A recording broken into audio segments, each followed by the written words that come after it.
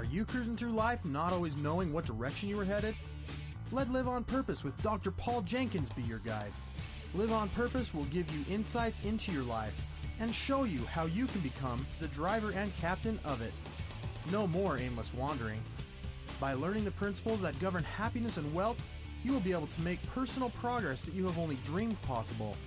And now, here's your host, the shrink who expands your life, Dr. Paul.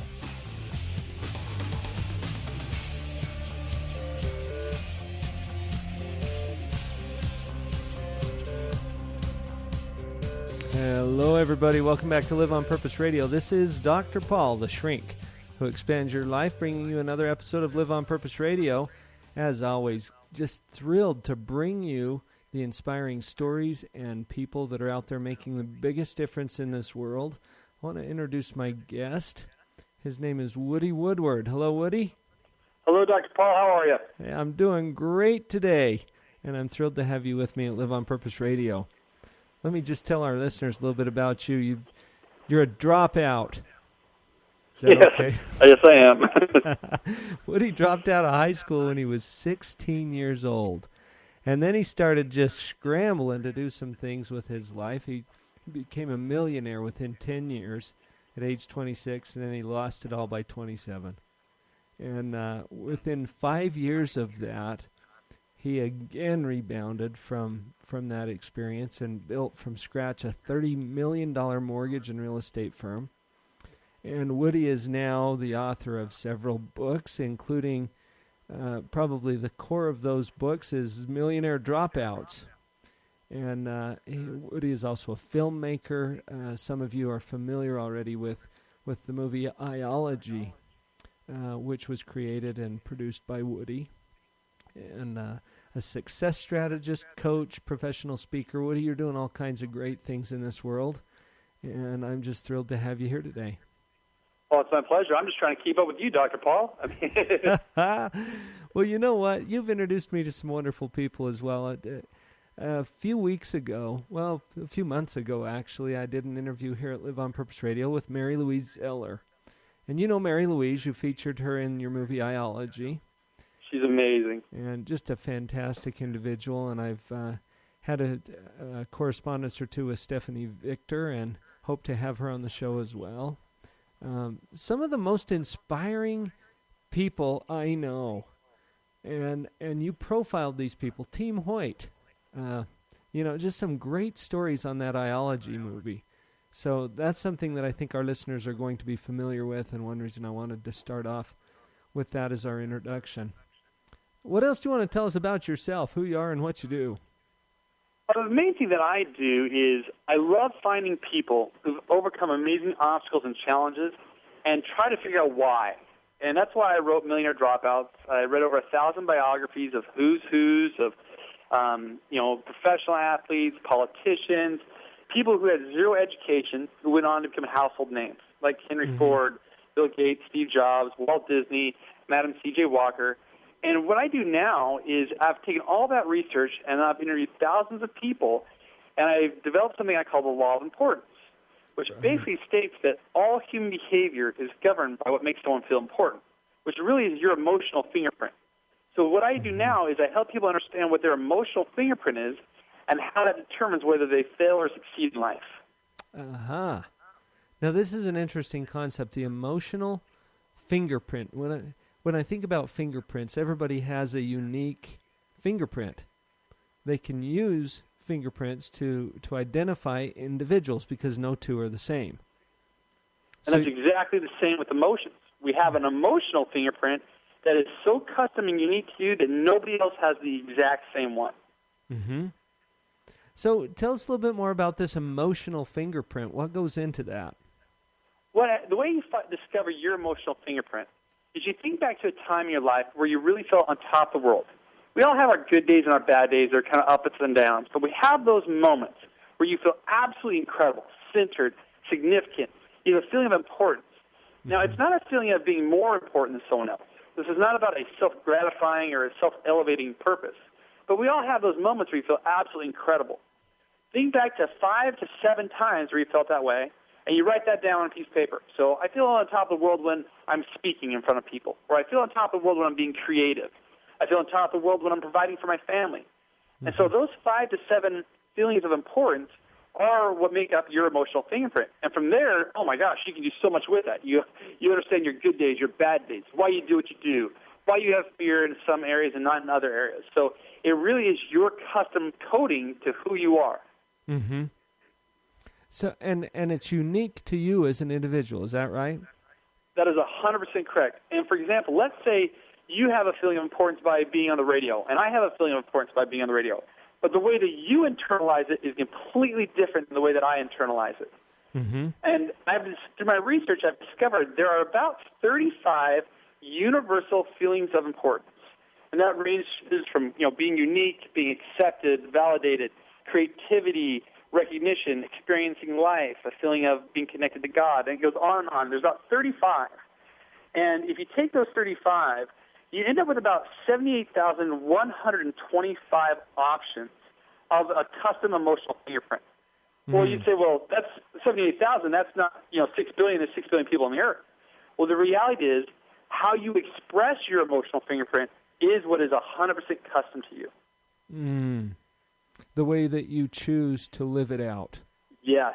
Mm-hmm. That's where free agency comes into play. That's where your personality, your habits, your background, nature versus nurture, that's where all that comes into play. Mm-hmm. And so, this is fascinating to me, Woody, because you've really made a life study out of figuring out what makes people tick. And you've taken a little different course than I have. I went through the old traditional, go to school and become a psychologist sort of route. And you have observed people directly and looked at their stories and interviewed them. And maybe this is an example of what you're talking about. We've chosen to live out a similar, what do you call the elements of the emotional fingerprint? The things that help us to feel important. Correct. We may have similarities there, but we've chosen to pursue it or to manifest it or express it in different ways. That's exactly correct. Your life and my life are very similar in that we are striving to make the world a better place. We want to contribute. We're both fascinated by human behavior. We both email people. We both talk on the radio. We both do similar things. However, you and I are completely different human beings. What makes you feel on top of the world is going to be different than what makes me feel on top of the world. You're going to vacation in different locations than I vacation in. We may read different books. We may have different friends. But as a whole, if you try to group us together, you'd say, well, they're the same type of person. But in reality, they're not at all. Mm-hmm. Mm-hmm. Well, share with us as we develop this, and we've got just a little bit of time here before our next commercial, where do people start to find this emotional fingerprint? Well, the best way to start is to identify it in themselves. There's one website they can go to is lawofimportance.com. That's lawofimportance.com, and I have them on there. It's 4 pages. It's just me talking, and you can identify what makes you feel important, and you can put it into the website, and then later back you can go back and retrieve it. Mm-hmm. But you can also just do it at home. I mean, really, you can interview someone. I interview people on the bus, the train, at restaurants, complete random at parks, because I wanted to find out really where this ticks for everybody. Mm-hmm. So you can ask yourself those questions, ask other people. i-Ology is a great resource as well. I mean, there's so much information that I'm putting out right now from books and magazine articles that information is available. Wonderful. We're going to continue that as we come back from this first break.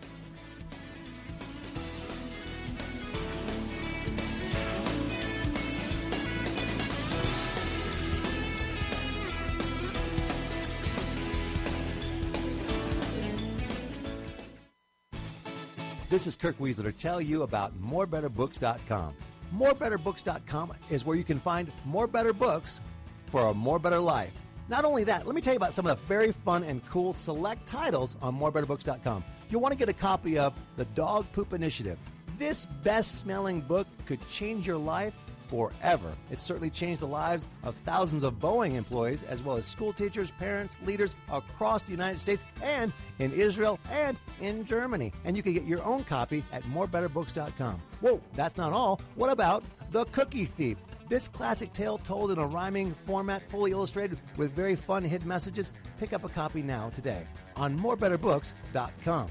Are there great titles there? Finding Your Pathway to Mastery, Beyond Illusions, Make It Great. These titles are only available on morebetterbooks.com. Go to morebetterbooks.com today and begin to have a more better life and live that life on purpose. Raising kids is one of the most challenging and rewarding experiences we can have in life.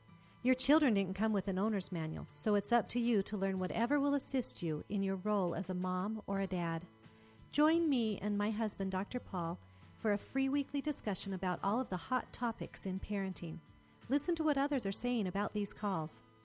By applying the things I've learned through the Parental Power calls, I'm finally becoming the mom I always thought I would be. I really like to use Parental Power as kind of like a reference book.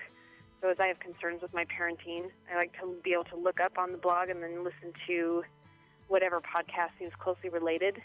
So I like the variety of topics, the variety of age groups that are addressed. I'm on the Parental Power calls as often as I possibly can because I know I'm going to come away with something I can apply to being a parent that very day. Let us join your parenting team through Parental Power. Just send an email to Dr. Paul at liveonpurposeradio.com to register for the live calls. Or just check us out first through the link at drpaul.org. All of the previous calls are posted on our blog site, where you can also add your own input. Let's team up to start parenting on purpose.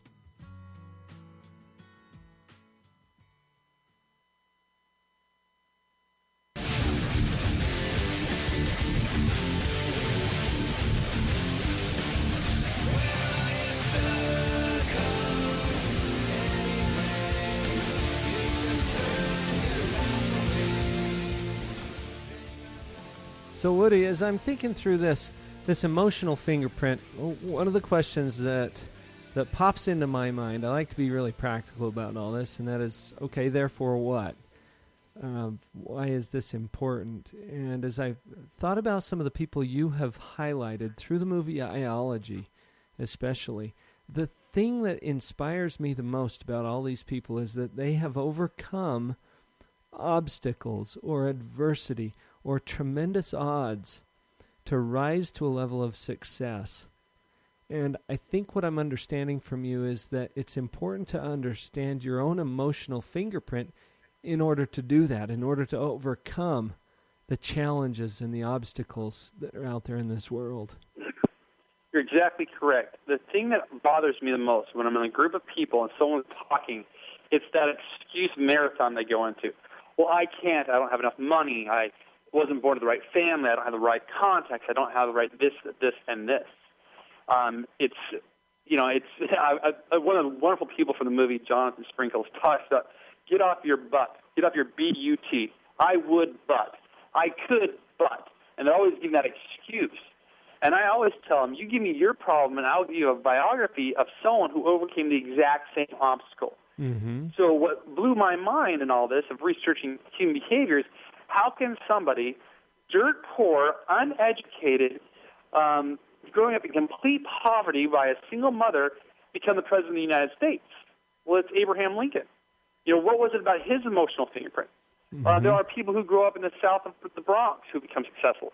The first African female millionaire was a dropout, Madam C.J. Walker. And so how is that possible? Well, it's possible because of their emotional fingerprint. So your question, where does this apply to my life? How is it applicable? It's everything to you. Because your failure and your success in life is 100% determined by your emotional fingerprint. Mm-hmm. The part that I want people to understand the most, and if they are at home or in the car, listen to this later, I want you to take out a piece of paper, and I want you to draw an upside-down T. So you got a line going left to right, and in the center, you have a line going vertically. At the top of that line vertically, draw like a little arrowhead, and this becomes a pendulum left to right. Now, your emotional fingerprint is basically at the top of that. Regardless of what makes you feel important, let's say acceptance makes you feel important. If that is going to the left, which represents external, meaning it takes somebody else or people, place, or things to feel accepted, then that's external. That means it's out of your control. That's the negative side of this life. If you take that same feeling of importance of acceptance and you go to the right, which is internal, meaning you are in control, you're accepting yourself, you're validating yourself for who you are, you have complete control. So your emotional fingerprint is within your grasp. That is what allows someone to overcome challenges. It's what allows someone to overcome complete obstacles. Like many of the people in the field of i-Ology, they were getting that emotional fingerprint met internally. So when they went to go ask for the sale in their job and they got rejected 100 times, they kept going forward. It's what gives people courage. It's what allows them to break through fear. All that comes down to how they get that emotional fingerprint met, either internally or externally. No, we probably ought to talk a little bit more about that, and I'm glad you took it that direction, Woody, because there are so many ways to fulfill this innate need that you have to feel important.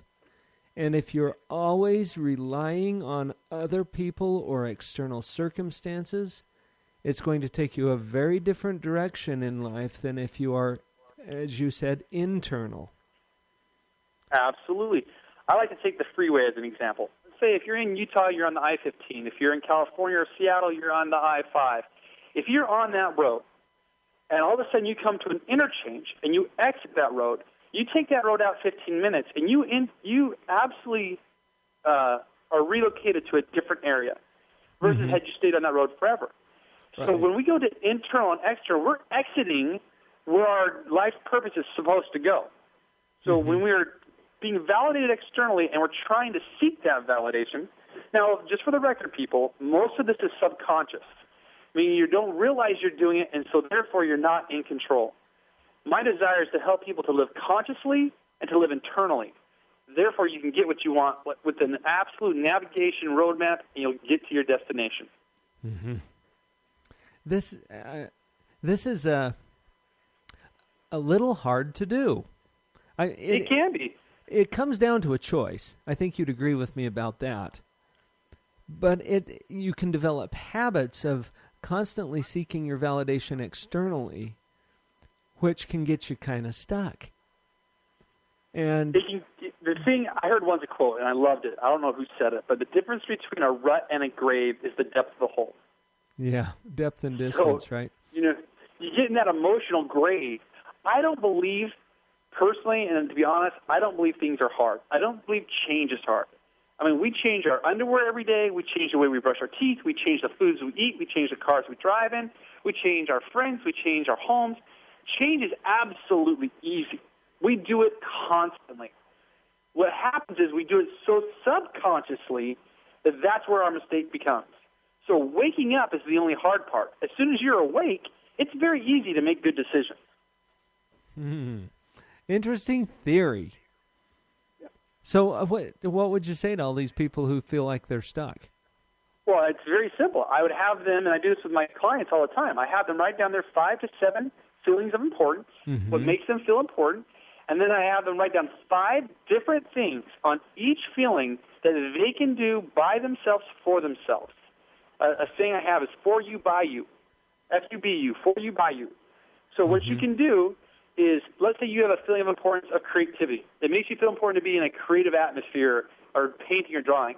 If you're being external with that, that means you want to have people validate your art. You want people to validate your music or whatever it is that you express yourself creatively. Well, if you're internal, you're saying, okay, I know I'm a good artist. I know my songs are good. And so you're going to do 5 things. Maybe it's write music. Maybe it's paint. Maybe it's give it to charity. You're giving something away, but you're in complete control of that feeling.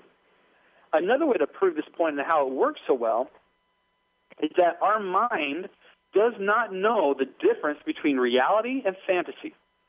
Meaning, if you're in a dream and you're sound asleep, and we've all had this experience where you feel it is so real, and you just absolutely, your body, you wake up, you're sweating, your heart's racing, but you are asleep. You're in the fantasy world. So when you bring yourself to that conscious reality world and you seek to get it met internally, you get that result. I mean, you can't fake it. It's a real feeling. You can't be in 2 places simultaneously. If you're listening to it right now and you look right in front of you, wherever you're looking, look directly in front of you, you cannot see the wall or the images behind you. It's a law of physics. So I don't go for excuses. I don't let people say, oh, it's too hard. Really? It's not. You need to wake up. If you're looking in one direction, you can't see the other direction. So if you're looking at being internal and you're focusing on internal, it's physically impossible to feel the external world. And that is why people without any resources become successful. That's wonderful, and I'm glad you're focusing on the control element. What is it that you control? What can you do that doesn't depend on anyone or anything else? This is great. We're going to come back to this conversation in just a minute.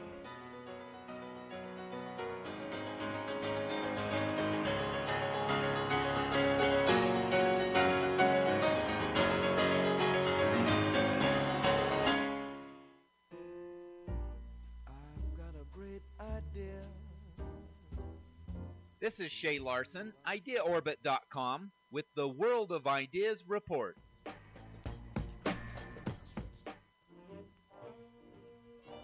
Ever lost your car keys, your iPod, a remote control, or even your wallet? How often do you have to search for things that you lost? At one point in time, you put something somewhere, and now you don't remember where it was. The frustrating aspect of this common annoyance lies in the fact that you yourself can't remember where you put it. There is a new idea that is taking shape with the intention to end this problem. Yasuo Kuniyoshi has created a pair of eyeglasses that records everything you see. By appearances, these glasses are normal prescription glasses. But when you lose something, you no longer have to search for it. You just push rewind on your video glasses and watch for the missing items. But that is not all. These glasses have intelligent software that allows them to remember objects. You can look at your wallet with your glasses and say, wallet. The software will remember that this is your wallet, and if you ever need to find your wallet, you simply say to the glasses, when did I last see my wallet? They will go back in the video recordings and show you the last time you saw your wallet. Congratulations, Yasuo Kuniyoshi, on a visionary idea. This is Shay Larson, IdeaOrbit.com, with the World of Ideas Report. I've got a great idea. Wouldn't you like to know? You probably can't bear it, so I guess I'll have to share it. I thought of it a moment. In a time of drastic change, it is the learners who inherit the future. The learned usually find themselves equipped to live in a world that no longer exists. Eric Hoffer.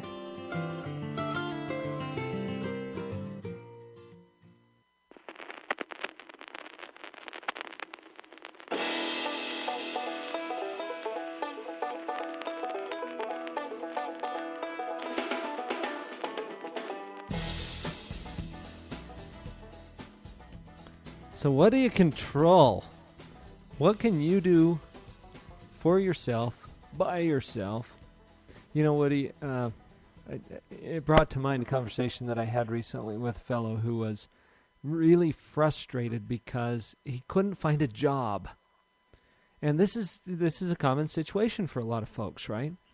Mm-hmm. So as I was talking to him, I said, well, why don't you go work? And he came back to, well, because I can't find a job.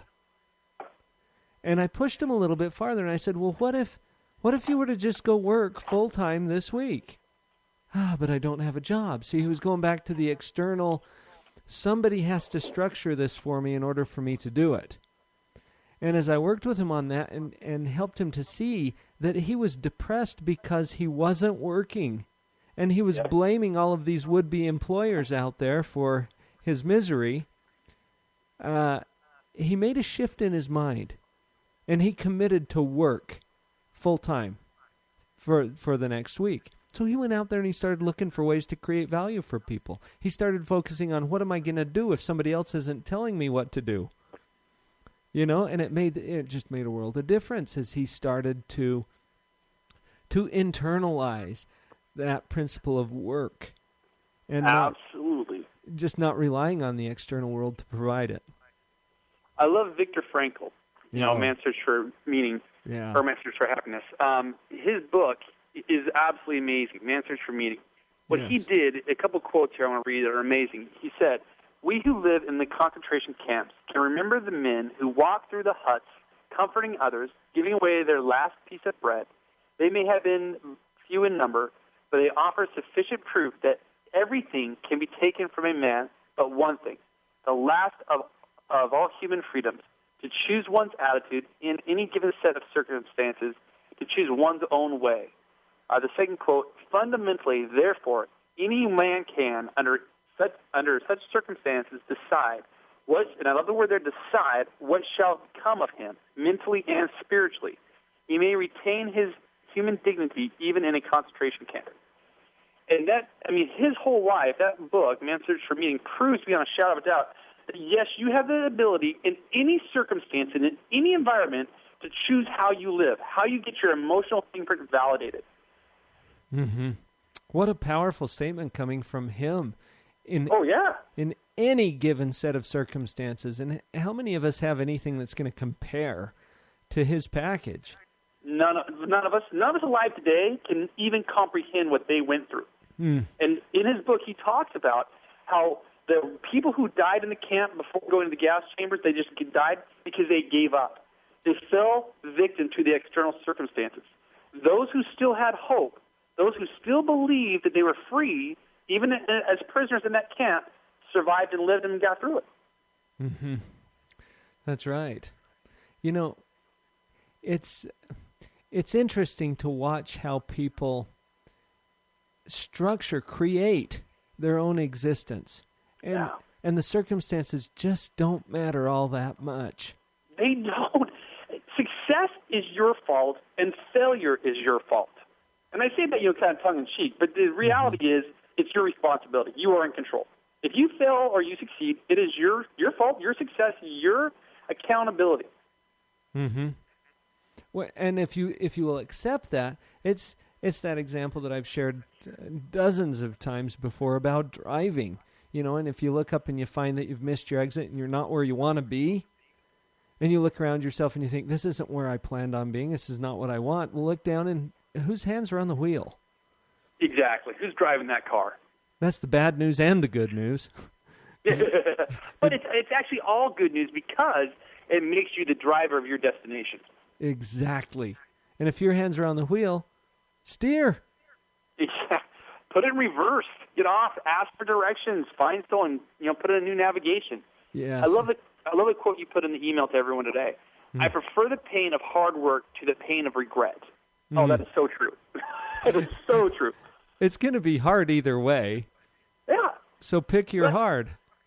Let's face it. People don't understand. They look at someone like yourself, someone like myself, someone who's made it, has been successful, and think, oh, they must have it so easy. Oh, that's just so good for them. Oh, their life is easy.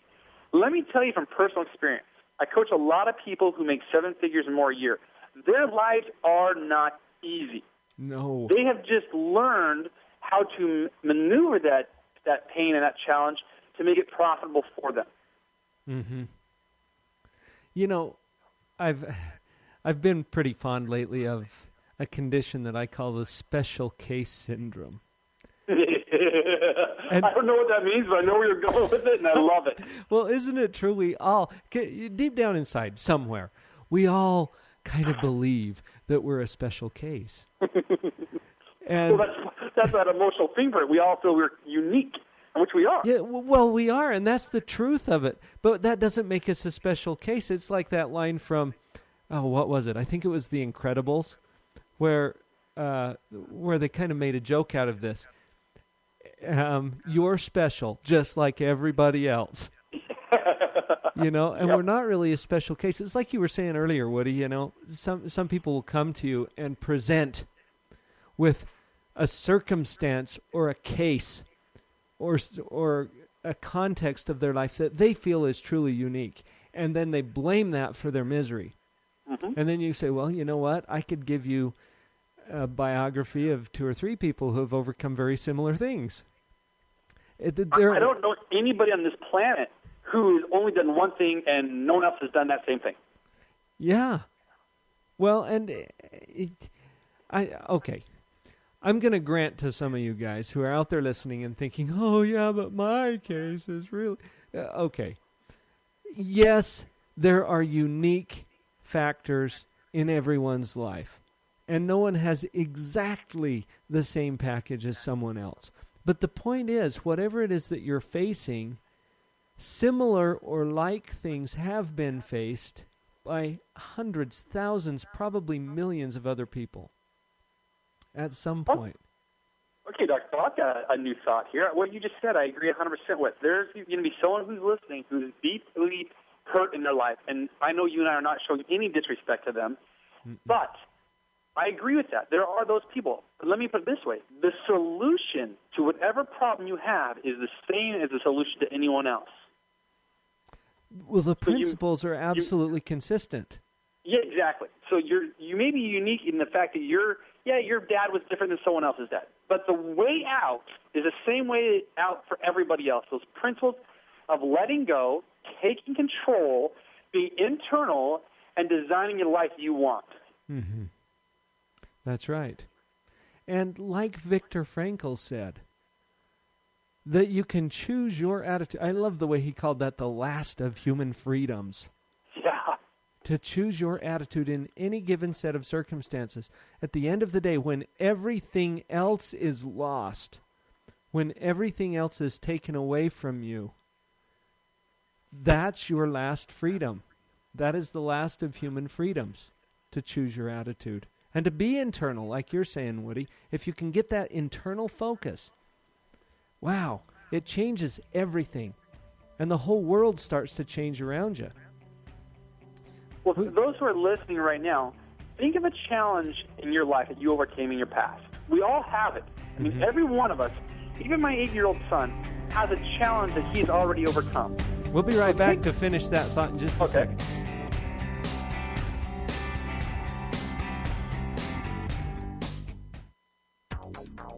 If the pile of books you want to read is growing faster than the pile you have read, then Abundant Reading Systems can help you. After taking Abundant Reading Systems course, I dramatically increased my ability to expand my knowledge in a much more efficient way. My fastest test today was in the 7,000 words per minute. I highly recommend this program from what I've seen it do for other people who've been through the entire program and from what I've seen in myself today. I've teamed up with Abundant Reading Systems to offer a single-day intensive speed reading workshop that will at least double your reading speed, guaranteed. This belief started to grow inside of me that I thought, I can really do this. I can read, as fast as I let myself read. And ended up doubling my speed reading time, which was really good. This is David Hinton, founder of Abundant Reading Systems. I want to personally invite you to join us for our next event. Visit AbundantReadingSystems.com now. Abundant Reading Systems, reading at the speed of imagination.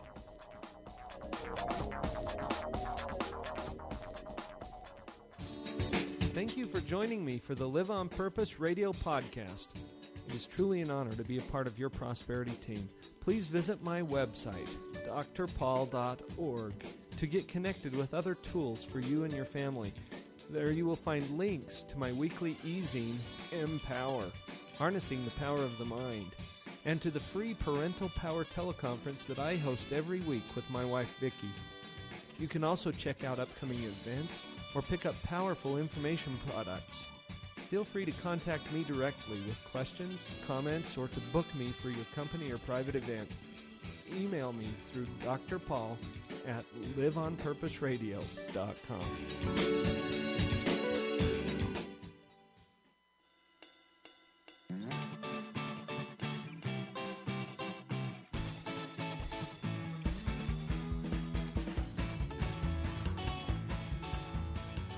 Okay, Woody. We've got a few minutes to wrap this up, and we kind of steamrollered your story with the bumper music on that last break, but you were telling us a little bit about your 8-year-old son. Finish that off for us. I'll finish this real quick. All of us have a challenge that we have overcome in our life, regardless of what it is, regardless of your age. Every one of us have had something that was very hard, and in the moment we thought we will never pull this off, and we pulled it off. For those of you who are listening, think back to that example. What was it that allowed you to overcome that challenge. And without you telling me, I can guarantee you it was you being internal. If it was you going through divorce, if it was you overcoming bankruptcy, if it was you dealing with a bully in school, you finally overcame that challenge because of something you did either mentally, internally, or physically internally. I would agree with that 100%. And I've heard a lot of people talk about their challenges. You know, this is how I've structured my whole career. Yep. Is talking to people about these packages, and as they go internal and grab something that they alone can control and claim regardless of their circumstances, it just brings us a sense of peace and well-being and happiness and joy into life that they really don't get as long as they're relying on those external validations. Absolutely. You know what? I had another thought as you were talking about that. It's a really healthy exercise to go back into your experience and see the times when you have succeeded. When, like you opened this whole show today, Woody, by saying, well, when are those times when you felt on top of the world, when just everything was clicking for you? And start to notice what it was about those times that made it work. You know, one of my basic philosophies in life is do more of what works and less of what doesn't. Yeah, that's a great one. That's profound, isn't it? Yeah, you know, the simplest things are profound. And as you do this little inventory, though, it's interesting also that everything you're facing. I just did last night. I did a conference call for my online coaching clients. I do a program called Facing Your Giants, where we're just working through getting over some of these difficult parts in life. And one of the first things that you do is to realize what it is you're comparing your challenge to. The giants aren't absolute. They're always compared to something smaller. And if you can start to see, well, okay, well, there's bigger things out there too, and compare your giant to that, and then it starts to shrink a little bit. And I think this, you know, I was just one other thought about that. I think that's one of the things that's so inspiring about your movie. Here are some people whose stories are arguably significant, you know, compared to just the run-of-the-mill experience that people have. Now, everyone's experience is unique. But here are some examples of people who have overcome just tremendous odds by any measure. And that is inspiring. Well, thank you. Your comment made me think of a simple saying that a man cannot climb a smooth mountain. If you have a mountain and it's completely smooth, you can't get up it. It's those little rocks, those crevices that you can grab onto, you hold onto, and that's how we get on top of our mountains. Mm-hmm. When we focus on being internal, you can't focus on the external world, so therefore you do get more of what is working for you versus less of what's not working for you. Mm-hmm. That's right. Take hold. Grab onto life. It's just it's an amazing adventure. And that perspective and being able to come from a place of internal motivation. Wow. Powerful stuff. One of the most universal ways to be internal, regardless of what your feeling of importance is gratitude. Because your mind can't focus on two things at once. And here's how much time do we have left, Dr. Paul? We've got about 3 minutes left. Okay, here's a great exercise anyone can do anytime, anywhere. Take out your index finger, focus on your index finger. Stare only at your fingerprint on your index finger. As you're looking at your index finger, focusing on the dimples, the cracks, the crevices. While you're focusing on your finger, try to see the color green in your mind. While only focusing on your finger, looking at the bumps of your finger, focusing 100% of your attention only on your finger, try to see the color green in your mind. You cannot do it. Your mind does not have picture-in-picture. It does not have split screen. Now, it can rapidly go back and forth, but if you're spending 100% of your attention on one thing, you cannot feel or see anything else. I had an experience with my young son, who was 6 years old, came crying into the room, Daddy, Daddy, he started bawling. You know, it's nighttime, he's scared. And he sat on the bed, and he started crying. I said, okay, tell me what your favorite toy is. You know, what's your favorite toy? Of all your toys that you have, what's your favorite? So we started talking about that.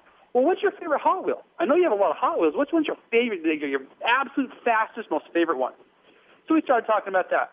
And then I said, well, how you feeling? Well, I feel pretty good. You ready to go back to bed? Yeah, Dad, I'm ready to go back to bed. Love it. Good night. Never once talked to him about his fear, but I had him instantly focus on his happiness. And that other fear completely went away, wasn't even a discussion. Because you cannot focus on two things at the same time. It's no longer an issue. It isn't. You know what? Back in my psychology classes, and many of you have seen this, I'm sure. There's a picture that we use in our perception classes that is either an old woman or a young woman. Yeah, that's in the movie as well. Oh, that's right. You've got it in your movie. This is a classic example of how your mind can switch back and forth, and sometimes very rapidly. You can see both of them, but not at the same time. So true. The perception conflicts with the other one. And so we choose how we want to live, and we act according to how we choose. So if you are unhappy, you have chosen to be unhappy. As hard as that reality pill may be to swallow, you have chosen to be unhappy. It is simply a choice to be happy. Woody, you and I get fired for telling people that. Yeah, I don't mind. But you know what? Go ahead. That's the key. Boy, when you grab onto that, that's looking down and seeing your own hands on the wheel. And as much as that bites, that is the only thing that's going to give you the power to steer it, to take it somewhere else. And so what an essential truth that is, I think. Well, I'm sure in your practice, you have people all the time tell you, I just feel out of control. I just feel like I have no control. Yeah, sure. Well, reality is you do have 100% control. You may not have control of the economy. You may not have control of your spouse or your children, but you have 100% control of how you respond to them. That's right. What you're going to do with it. Woody, this has been a fantastic conversation. I'm so grateful that you've been here today. You're going to come into town next week. I know we're doing this as a time-shifted podcast, so listeners, I don't know when you're even hearing this, but if you're hearing it before July 29th, that's a Wednesday, Woody, you're going to be here in Utah doing an event. Do you want to say a few things about that? Yeah, I would love for you guys to come. I'm going to identify your emotional fingerprint live. I'll give you the tools that you can take home and do it with your business partners, your spouses, your children. It is July 29th at 6:30 p.m. In Sandy at the Larry H. Miller Complex campus. The best place to go to register is alivewithwoody.com. Alivewithwoody.com. And please, on there it says referred by. Please put Dr. Paul. I want to make sure he gets credit for you guys coming. It is a free event. It'll be an hour and a half long, and I would love to have you there. And I'm going to be there as well. Excited to hear what you have to say, Woody. I've enjoyed getting to know the way you think, because it's very similar to the way I think. You're taking a little different approach at it, and that is so refreshing, but it's helping a lot of people. So, folks, if you want to join us next week, I will put a link on liveonpurposeradio.com so that you can quickly just click through to that registration site, and we would love to have as many of you who would like to be with us and are within reach of Salt Lake City. Come on out and see us. Other than that, though, Woody, you've got a couple of other websites that we can send people to learn more about the Law of Importance, the i-Ology movie. Where would you send them first? Law of Importance, if you want to understand your emotional fingerprint, is lawofimportance.com. That's lawofimportance.com. I'm sure that you will put a link up on the site for the movie, but they can also go to i-Ologymovie.com. But if you're going to buy it, I prefer you buy it through Dr. Paul. He gets credit for it, so they'll have a link on the website. You can get more information at i-Ologymovie.com. Wonderful. We'll make sure all those links are available to all of you listeners. We're so grateful, Woody, to have you with us here today. I'm going to give you 20 seconds for the last word. The last word is this. As long as you go within, you will never go without. One of my first clients said that to me. As soon as you go within, you will never go without. So be internal, get your life in order, and take control. Well said. Everybody go out there and live on purpose. We'll catch you on our next episode.